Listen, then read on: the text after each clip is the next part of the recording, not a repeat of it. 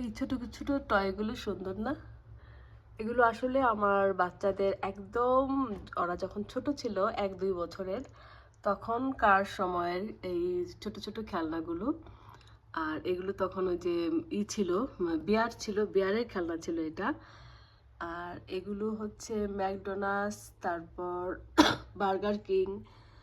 আমরা যখন যেতাম বাচ্চাদেরকে নিয়ে, তখন ওদের কিডস মেনুর সাথে এগুলো দেওয়া হতো।